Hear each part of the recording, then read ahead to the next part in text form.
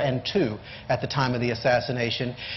Bill and Gail have been at the museum many times in the past. I've shared this stage with them, and it's always fascinating to hear these eyewitness accounts of the assassination. But today is extra special. This is the first time that the Newman family, all 4 of them, have ever been together on a stage to talk about the assassination. And I learned yesterday this is actually the first time as a family that they've ever discussed the assassination just between them. So we are going to be privy to a very unique and private conversation today. And I hope you'll join me in welcoming the Newman family to share their story.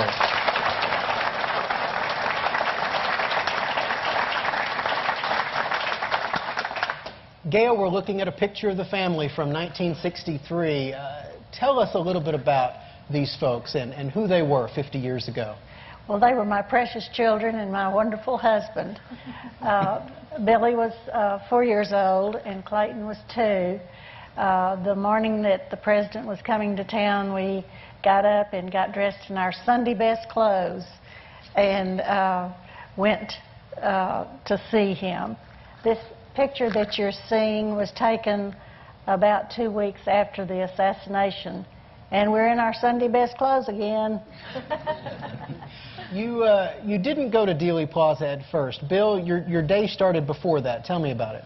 Well, our original plans was to go out to Love Field and see President Kennedy and Mrs. Kennedy come in. We'd been watching on TV earlier, and when we got to Love Field, there was a large crowd of people, and I was able to get up to the fence. I believe I had Clayton in my arms and got a real good view of President Kennedy and Mrs. Kennedy as they passed by. But Gail was 2 or 3 people deep behind where we were standing and did not see either one of them very well. The parade route had been published in the paper, and so we knew the parade route, and we jumped in our car and tried to get ahead of the parade. Before we continue the story, I want to turn to Billy. You were 4 years old at the time, but you do have a little bit of recollection of Love Field. Tell me what you remember from that morning. I remember that morning getting up and getting dressed and going to Love Field, and we were going to see the president. And I remember just there were lots and lots of people. Did you have any awareness of who John F. Kennedy was at that time? I don't believe I did. Okay. I mean, I knew he was the president, but I don't know that that meant anything to me. Now, what was the purpose of going out that day? Was it for the 2 of you to see the president, or was it to provide your children with the opportunity, or a little of both? Well, I think it was really for our children. Of course, it was for Gail and myself also. We were very young ourselves at the time, and it's not every day that the President of the United States comes to your city. And I was off from work, and I just wanted to take advantage of the opportunity to see President Kennedy and Mrs. Kennedy, because as all of us here that's old enough know, he was a very popular man at the time. So you knew the parade route, you jumped in your car. Tell me where you went. Well, we came down very close to where we are now, parked in behind this building and up over 1 or 2 buildings. And we walked down to the corner of Houston and Elm, and there was a large crowd of people. So we just started walking down the north side of the Elm Street and fell in beside the last 2 people along the way between Houston Street and the Triple Underpass. I remember it was 2 women. One of them at the time seemed like an older person. She was probably about 25 years younger than what I am now, but I can remember the distinction between the 2 of them. Now, of course, most of the eyewitnesses in Dealey Plaza are well known to us. Did any of you notice anyone in particular that day as you were standing out there on Elm Street that stands out in your mind? I remember seeing Mr. Zapruder, if you were addressing that to me. He was standing back behind us and at an elevated height. And at the time, I thought it was O.L. Nims, a local person here that I wouldn't call him a celebrity, but he was kind of a flamboyant person, and I thought that's who was standing back there. Okay. And of course, I know that you later learned who it was, Abraham Zapruder. And Gail, there's an interesting connection to Abraham Zapruder that we'll hopefully get to a little bit later in the program. The picture we're looking at is a picture which many of you might recognize, taken by an eyewitness named Phil Willis. And I'm going to highlight the Newman family. There you see them there. Mr. Willis instinctively snapped this picture at the moment he heard the first shot. So it gives us a unique perspective of not just the presidential motorcade, but the grassy knoll on the north side of Elm Street. Gail, the family had a unique connection to the parade that day. Tell us about that. My uncle, Steve Ellis, was a motorcycle officer, and he was leading the parade through downtown. And the children knew that he was going to be riding by, so when I saw him turn the corner and come towards us, I leaned down and I said, "Oh, there's Uncle Steve, let's wave." And I'm sure that we all hollered his name and waved to him. And Uncle Steve was an unusual person. He didn't show a whole lot of emotions. And, you know, he probably just sort of nodded at us and went on. Well, of course, we want to talk about those moments that followed.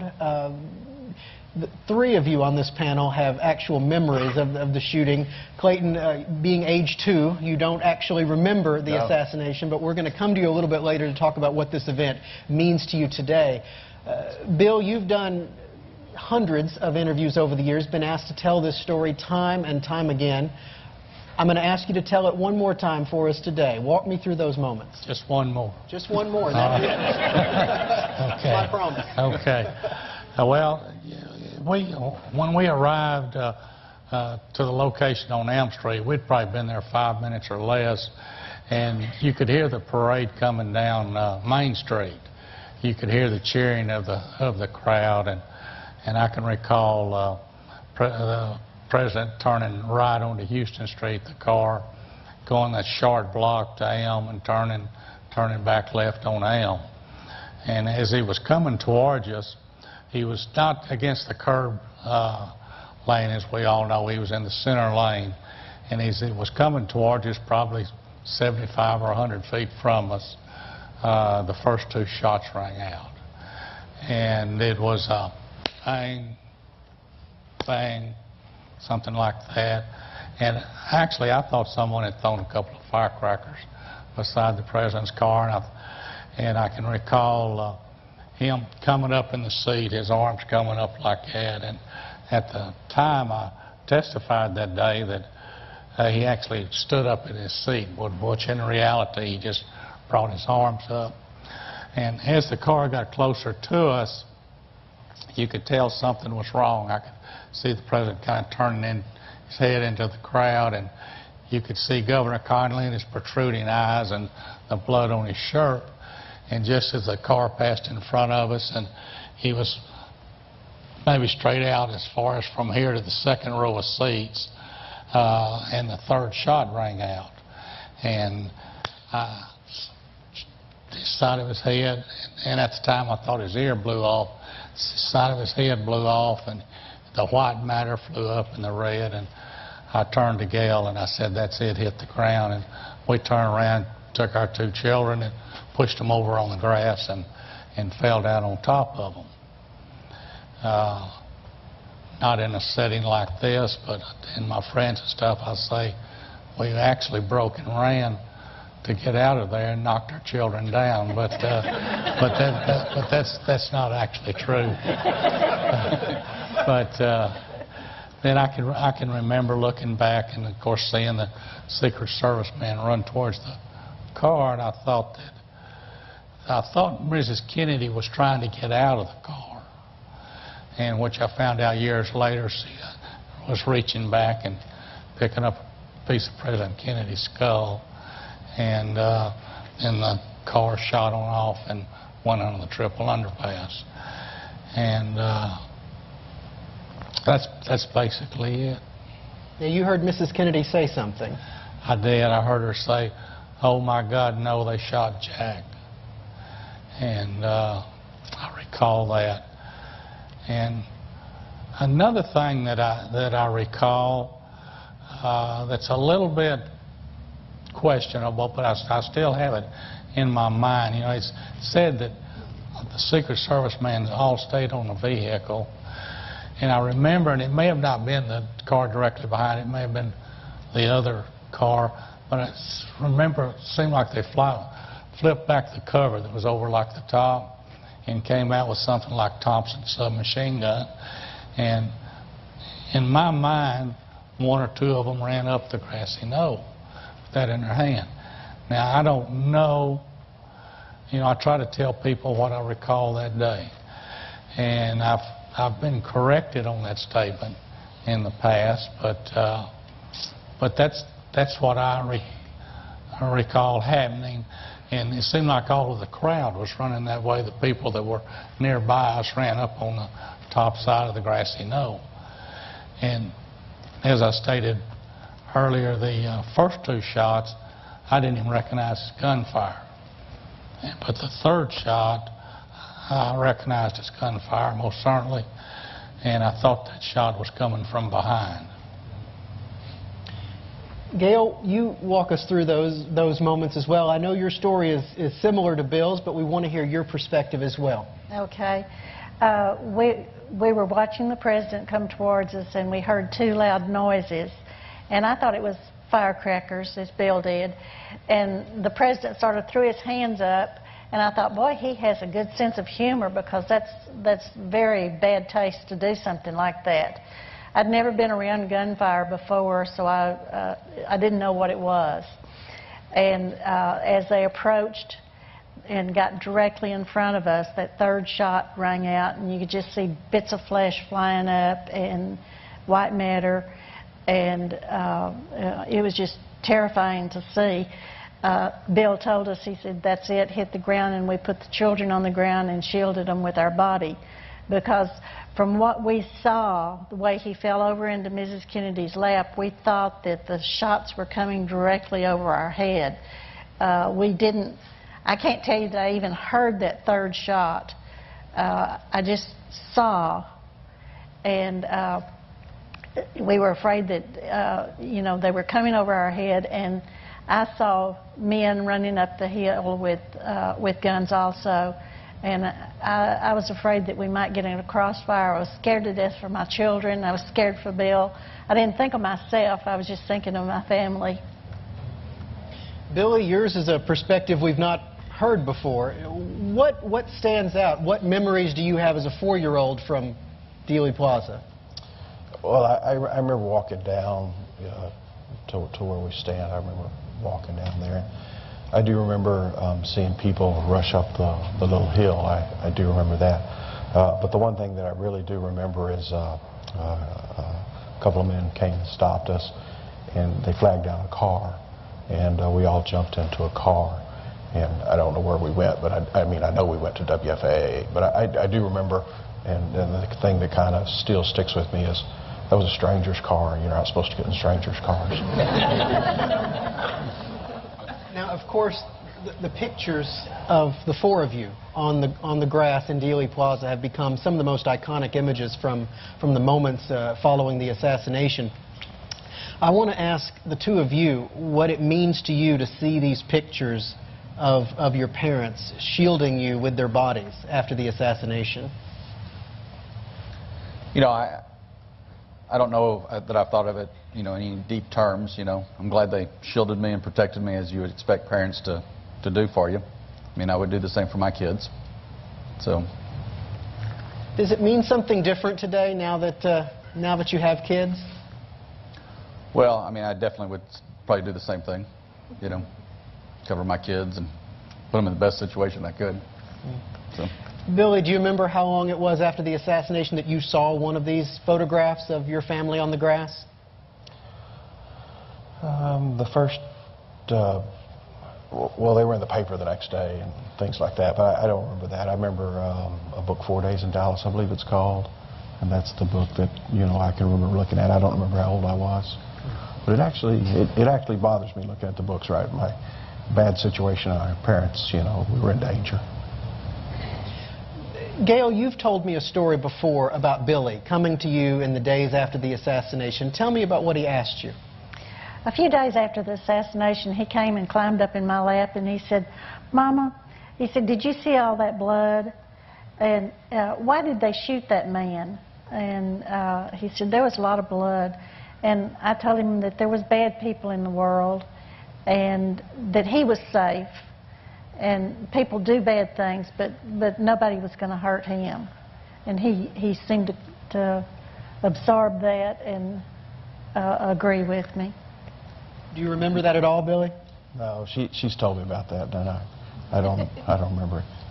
But you do remember getting in a car and going to WFAA, and that's the next stop on the story.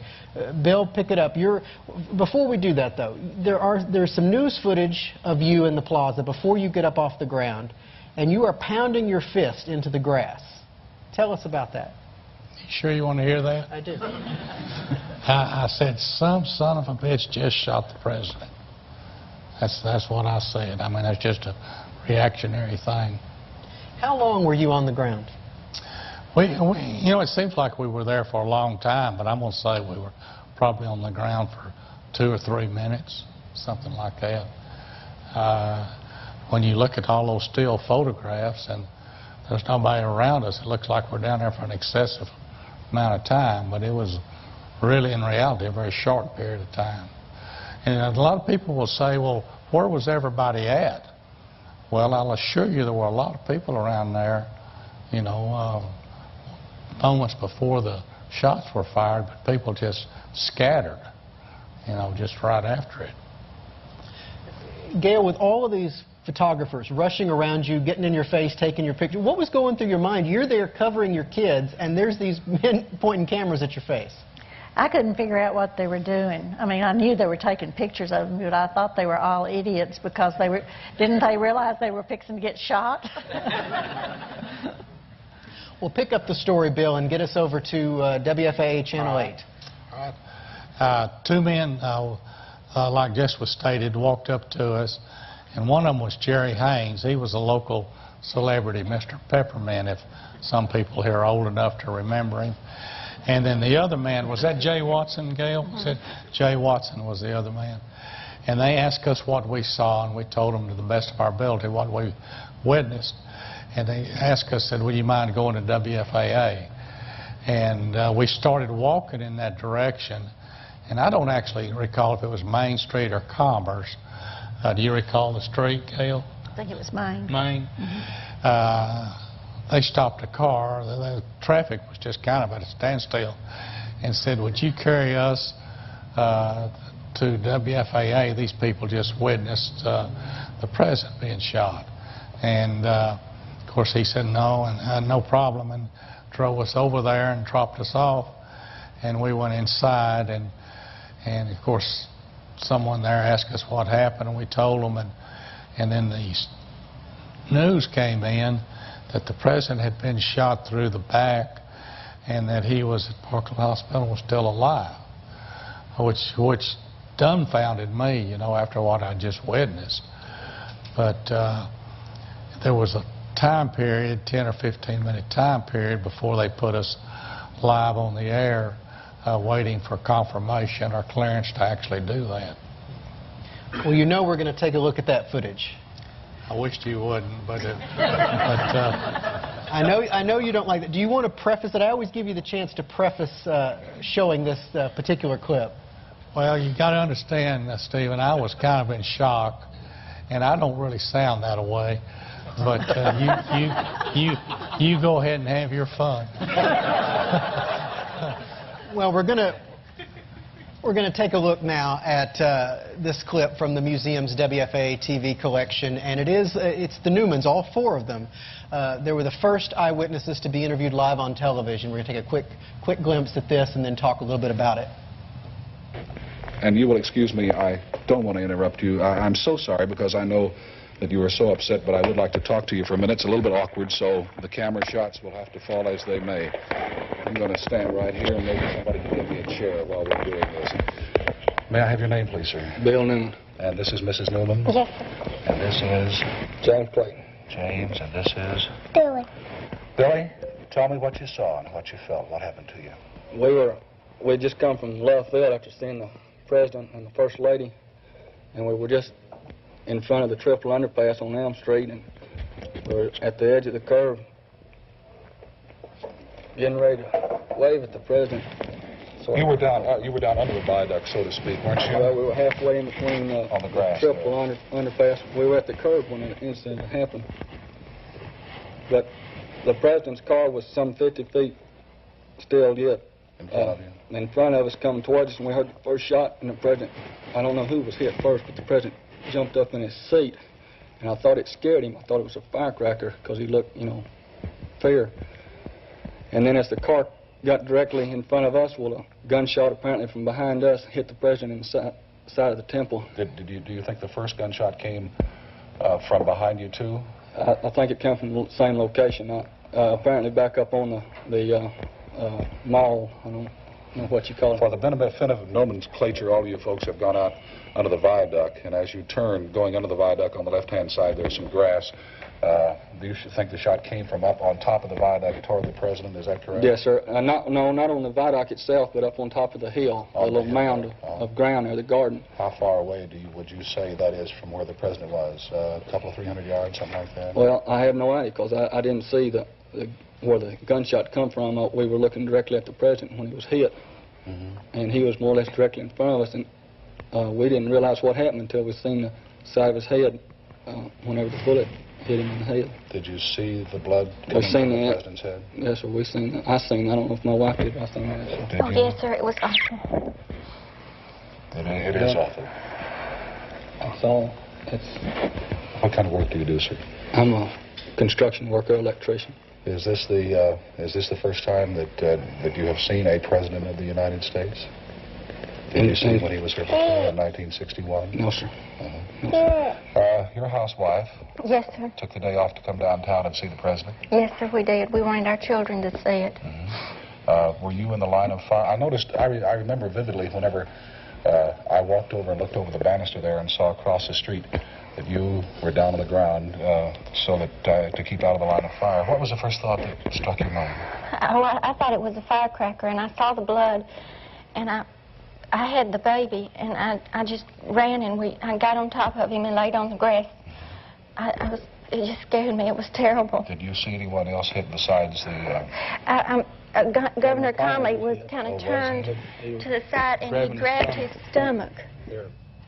All right. The interview goes on for quite a bit longer, and then Bill and Gail are interviewed separately, but this gives you a little glimpse of what that experience was like. Something that's always occurred to the museum staff here at Clayton is throughout that entire sequence, you are fiddling with a pair of pliers. And it's always bewildered us why a 2-year-old had a pair of pliers. And we always assumed that it was just something that somebody from the TV station just gave you, here's a 2-year-old, and with an early 1960s mentality, here are some pliers, keep quiet. But yesterday, we were together and we were looking at some pictures, and we stumbled across something interesting. If you look really closely at one of the close-up images of you on the north side of Elm Street there, you are holding those pliers during the assassination, which has created an all-new mystery. So I'll just throw it out there. Did any of you have any idea why 2-year-old Clayton was holding some pliers during the Kennedy assassination? I don't know. I mean, Clayton's always been mechanical. So, that would be my only response, because it was yesterday that I found out about the pliers. It just goes to show you that even half a century later, we are still uncovering new information. It's really remarkable. Now, Billy, do you have any memory of being at Channel 8 and being under those studio lights? I remember they took us off camera and fed me. Well, they did. Gail, they interrupted the Julie Bennell program, and tell us what she tried to give you to eat. Okay. Julie Bennell was a very popular program. I watched it every day because I was learning how to cook. She was cooking a Harmel Cure 81 ham, which was a boneless ham, which was new on the market. And they took us over into her studio and sat down, and she fixed the boys both a ham sandwich. And I think Billy remembers it well. Now, let me ask Billy and Clayton a question. You know, this footage, of course, has been used in a number of documentaries. It's been seen quite often over the years.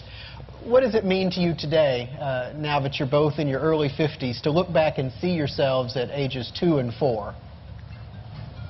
Go ahead. I could talk. You could say your name. Yeah, Billy. Okay. Does it mean something special when you reflect upon this at the 50th anniversary? I don't know that it's anything special to me. Just another day in your life? Yeah, I mean, people see it and then they find out that that's me and people want to talk about it, but it doesn't mean anything to me. Clayton, we're going to talk about this in a few minutes, but tell us when you had your first realization that your family and you were a witness to the assassination.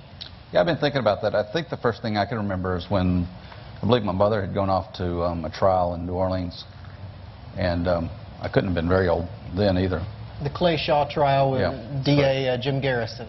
Okay. Yeah, so that was probably the first time I remember, just because she was gone, and I think they explained to me why she was gone.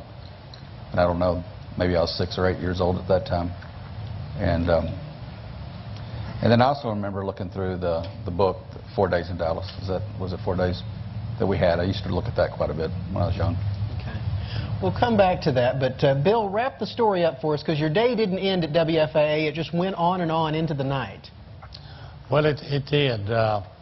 After the on-camera interview, I had a short interview on the radio station there, and after that was finished, there was 2 sheriff's deputies from Bill Decker's office waiting for us, and they carried us over to the sheriff's department, and Gail and myself gave affidavits.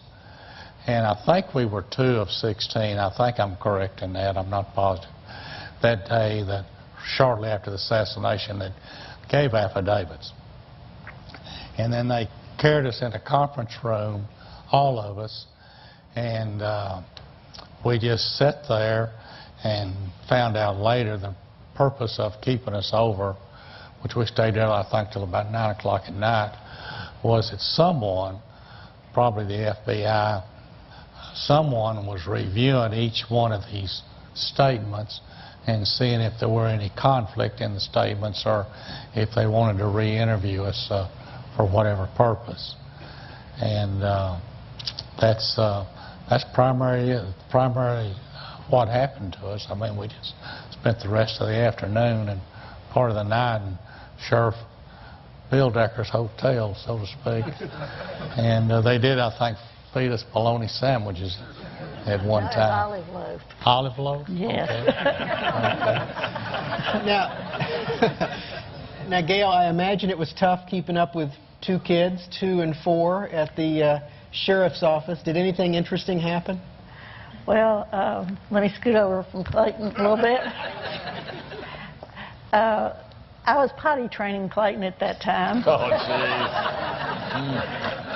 And he realized that every time that we had to go to the bathroom, that they'd have to send a deputy over to escort us to the bathroom. So the little devil decided that he needed to go to the bathroom about every 5 minutes. So I called my dad, and he finally came and picked both the boys up about 6:30. And then after we were released, we went by and picked them up. It's interesting looking at the WFA footage to realize just how young all of you were, all of you especially. Now, you were concerned, you were afraid, Bill, and you took some precautions that night. Tell us what you did to protect your family. I'm a little embarrassed to say this, but we all stayed in the same bedroom.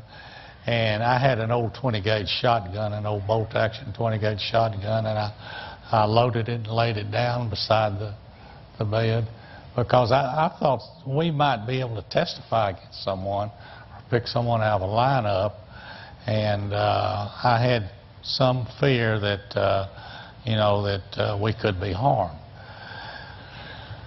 Looking back on that, thinking of somebody capable of killing the President of the United States, so they wouldn't have a whole lot of trouble of killing us if they so chose.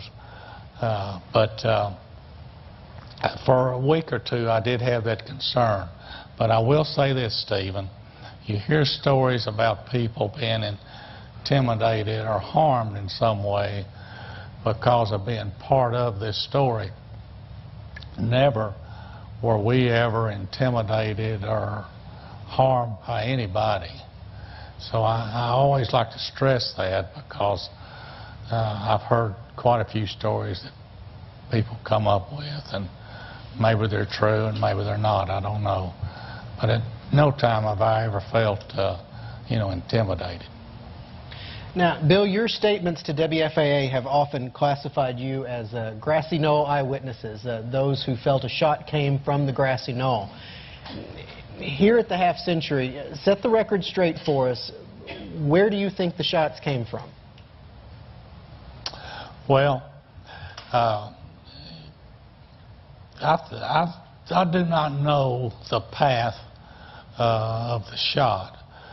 It was the visual impact when President Kennedy was hit, that he went back and across towards Mrs. Kennedy, more or less into her lap. And at that moment, I had the sensation that the shot was coming directly over the top of our heads. Many people who interview us they ask us to elaborate, and a lot of times when they're filming us or taking photographs, if they believe a shot came from the picket fence, they consider that as behind. If they think all the shots came from the 6th floor, they'll take our picture with the school book depository in the background, and I'm saying the shot came from behind. But the reality of it is, I have no idea of the actual flight of the projectile, the bullet. Only that visual impact that it had on me, to seeing the way the President Kennedy reacted to the shot, gave me that sensation. And in reality, and we were focused, or I was focused, from the time the car turned onto Elm Street. I had more or less tunnel vision on the car. So, as far as any other directions or any other things going around me, I can't help you. Now, I do want to ask this of all four of you. I already have about 25 questions that have been submitted. If you do have questions for the Newmans, we won't be able to get through all of them, but if you'll pass those to the end of the rows, we'll collect those in just a moment here. But just in looking through this initial stack, the same question comes up over and over and over again. What do you believe? Do you believe that Lee Harvey Oswald was the lone gunman, or do you believe in a conspiracy? So I want to just ask each of you, because I know there's some disagreement here. So I want to just go down the line and just tell me what you believe. Bill? Well, where do you think the disagreement is? Right here? We'll see as we get down the line. Stephen, 50 years have gone by, and I have listened to a lot of people's theories. And one thing I don't do, I don't try to dispute anybody, and I don't try to belittle anybody, because these research type people, many of them have given up their jobs and have spent years and years to solve the assassination of President Kennedy. So I respect the people for their efforts. And to be truthful with you, I could take either position very easily, that Lee Harvey Oswald fired 3 shots from the 6th floor window and acted totally alone. But by the same token, I could take the position very easily that there was somebody else involved. And if you say, well, you're riding the fence, which way would you go? I will always want to believe there is a possibility that someone else could have been involved. Whether it was more than one shooter at the site, which I have no way of knowing, or whether there was somebody else in the background. If there was somebody else in the background, you could call that a conspiracy. So the idea of a conspiracy will probably never in my lifetime be totally removed from my mind. But I can see where any individual who studies assassination could very easily take either position. Is that good enough? That's fine with me. Well, as promised, let's go down the line. Gail, what do you believe today, 50 years later? It's hard for me to believe that one person planned all of it out and was at the right place at the right time and everything. But if there was somebody else involved in it, they couldn't keep it quiet. They'd have to blab about it, you know. I don't know. Billy? From what I've read and what I've seen and what I've heard, it's just very hard for me to believe that a single person did what history says he did. And Clayton? I'm going with he was the only one. Okay. See, the two boys disagree there. That's interesting. We're here at the half-century mark, of course, and I want to ask Billy and Clayton, we were talking a little bit about this yesterday. The two of you are part of an elite group, the Children of Dealey Plaza.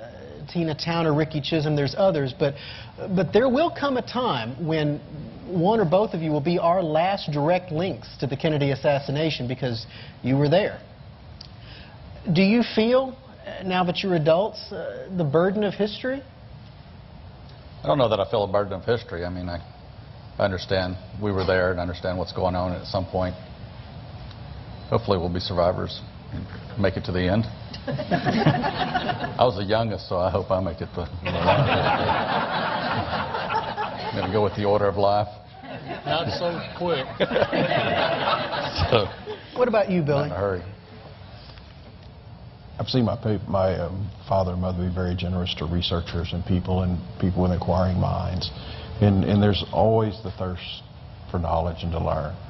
And I've actually thought that there's going to be a day that the phone rings and they're actually looking for me instead of trying to find my dad. I mean, in October and November of every year, I get quite a few phone calls, you know, looking for my dad. And at some point in time, I believe that there's going to be people reaching out, asking me, you know, what did I see, what I know, what have I learned. Doesn't sound too good for me, does it? Yeah, because today I just give them your home phone number or cell number and I'm done. Now, Bill and Gail, you have been very generous with your time over the years, not just to this museum, but to researchers and reporters around the world. You've traveled to London and all over to share your story time and time again. Are you tired of it? After 50 years, are you tired of the Kennedy assassination? Well, I know the story pretty well. I mean, you know, it's the same old stuff. Because we try to stay, I think both of us try to stay on course as to what we saw that day, you know.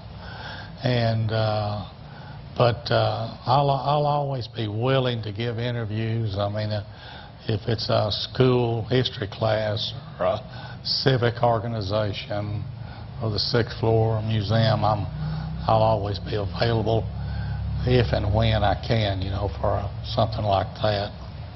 Because I have recognized that we are part of history, even though we're just a small part.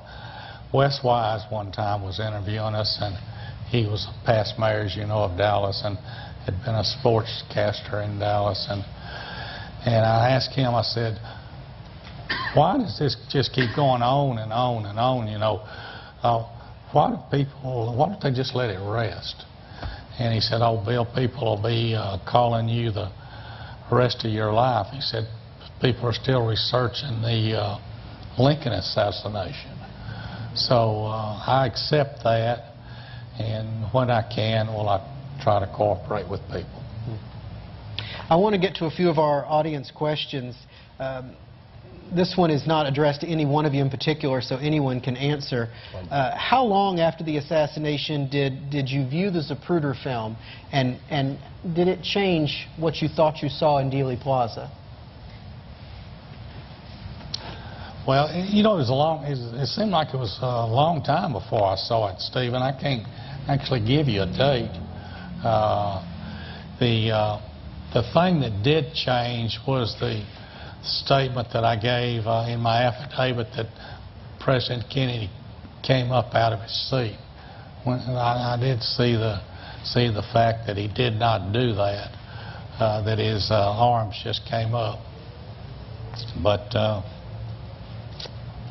that's probably the only significant thing that I can recall. Any of the rest of you want to mention when you first saw the Zapruder film and what that experience was like? I don't recall the first time that I saw it.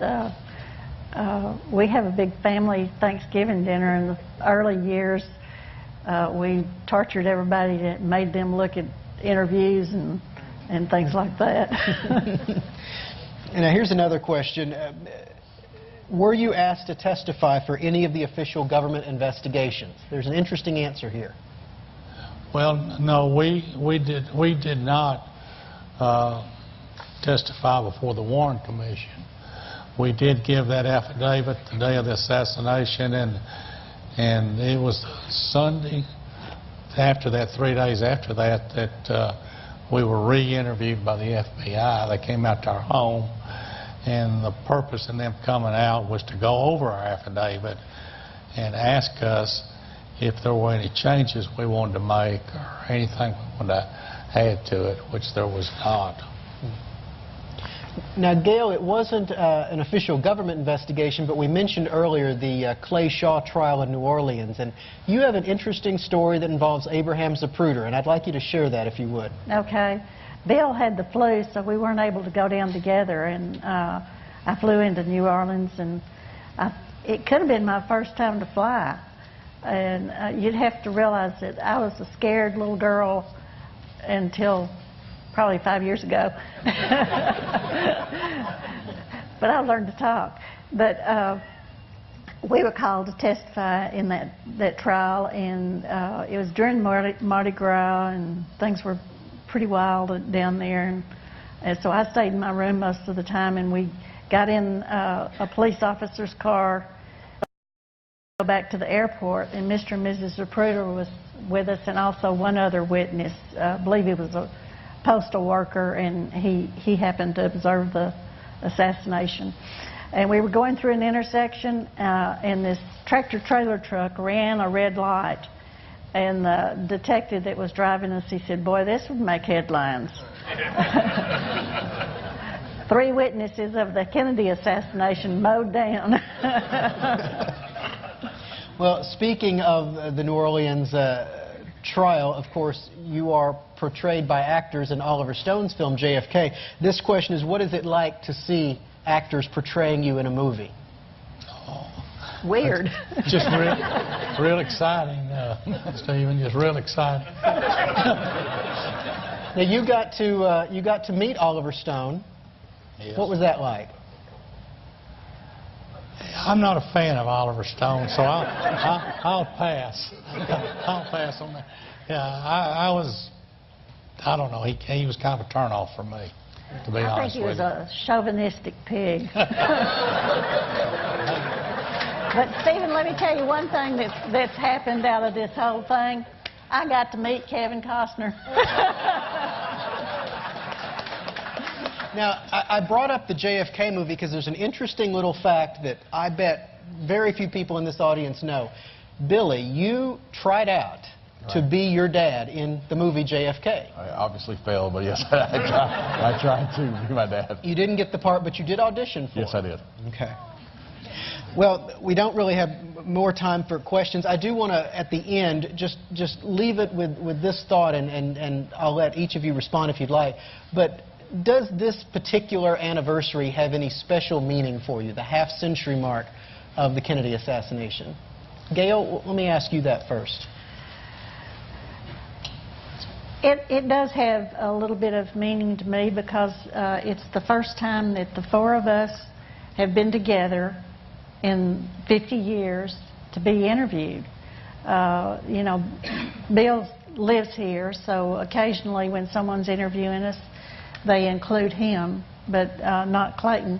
And I think that that's good because most people that talk to me want to know about my children. They want to know how it affected them or how they've turned out, and etc.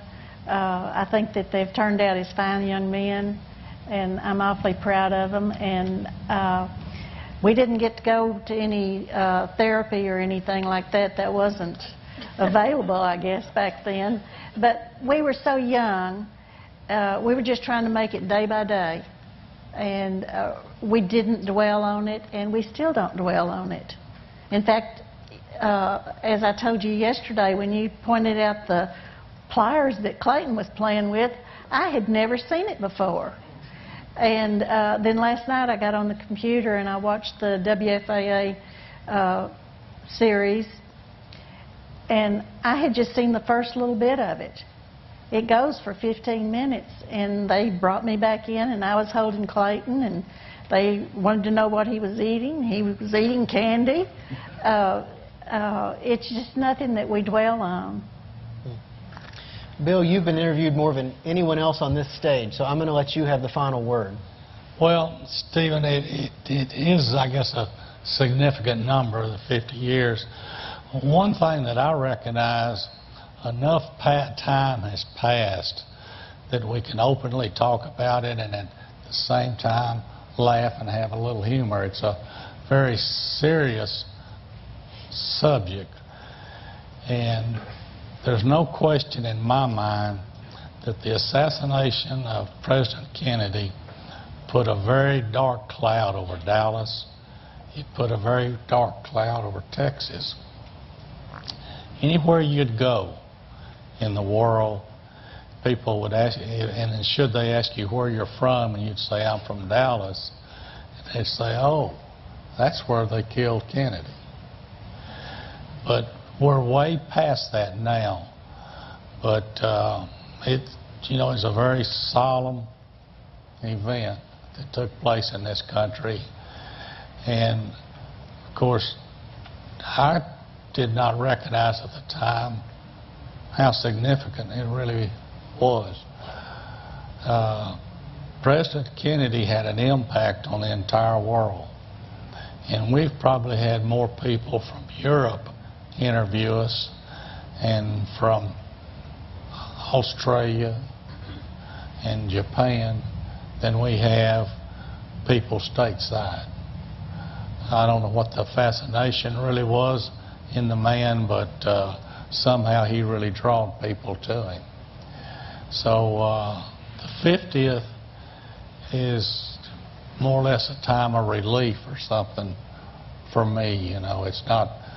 It's no longer something that's as solemn to me as it once was. This has been an extraordinary conversation. The Newmans, unfortunately, have another engagement right after